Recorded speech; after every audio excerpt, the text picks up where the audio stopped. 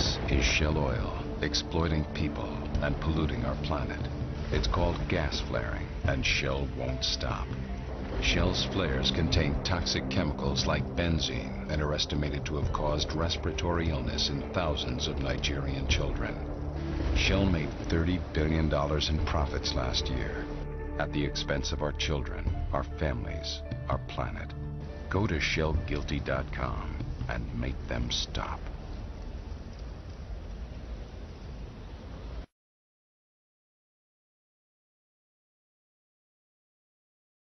World Bank officials met with the Brazilian government this week to tout a Canadian model for capturing gas produced during oil extraction.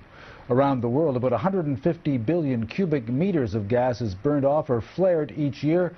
That's roughly enough to supply the entire U.S. economy for 3 months. And as Dave Sims reports, countries that get tough on flaring could also cut their greenhouse gases.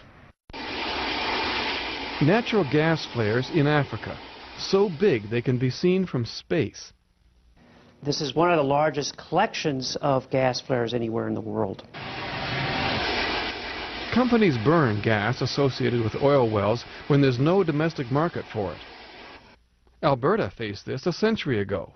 The poet Rudyard Kipling described Medicine Hat with its gas reserves as the town with all hell for a basement. In the 30s, the province started to regulate flaring. It now has a voluntary system where companies, landowners, and environmentalists collaborate. 96% of all gas is conserved. In the last 9 years, that saved 7.2 million tons of carbon. That's equivalent to 1.5 million vehicles off the roads in Alberta for an entire year. And that is attracting world interest. There are some places in the world where oil is produced and virtually no associated gas is flared or vented. Featured in this documentary, broadcast on the BBC. It contributes significantly to global warming. The World Bank has taken up this cause, trying to encourage investment in a low-carbon economy. That's very similar to what was done in Alberta, and now we are trying to take it to other countries around the world. Countries like Nigeria, Russia, Angola, and Brazil. This gas is often burned next to communities that have no electricity. Already, it's led to small-scale projects to generate power.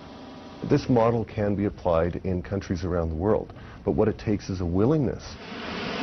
Global flaring produces huge amounts of greenhouse gases. Almost 400 million tons of CO2 being emitted each year.